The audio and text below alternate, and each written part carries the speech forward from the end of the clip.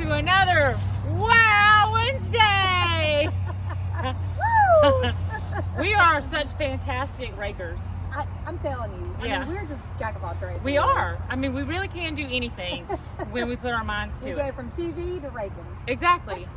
That's just what we do. It's one of the most important environmentally friendly things you can do. Absolutely. Yard compost.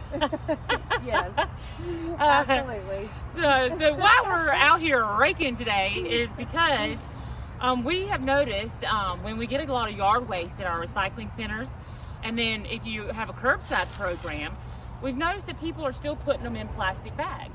And that's bad. It is bad. It's terrible. It's awful. And then the plastic gets stuck in our compost, and then it becomes litter, and the birds end up eating it, and it ends up in the river and the swamp. And yes.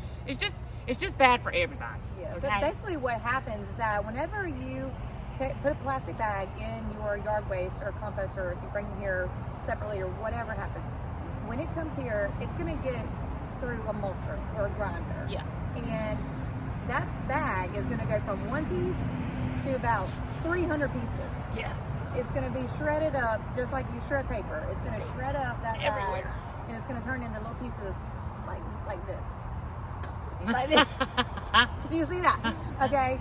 So yeah, and then just like you just said, those pieces are going to go everywhere and get all over our ground and get in our ocean, a river, whatever. Y'all know the gist of it. Yep. So it's awful. We're just reminding you that they sell these lovely yard bags, and these are all paper. And if I wanted to, I could get Victoria in here. And we can play, potato sack. Oh, that'd be fun. But these are environmentally happy bags. Yes. You can put your yard waste, leaves, sticks, grass, branches, all of that in here.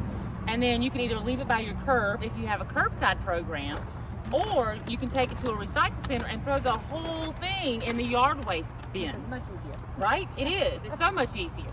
Because if you take a plastic bag there, you're going to have to shake that plastic bag out. And then throw the bag away unless you reuse it, but most people aren't going to. Nope. So they're just going to throw the bag away.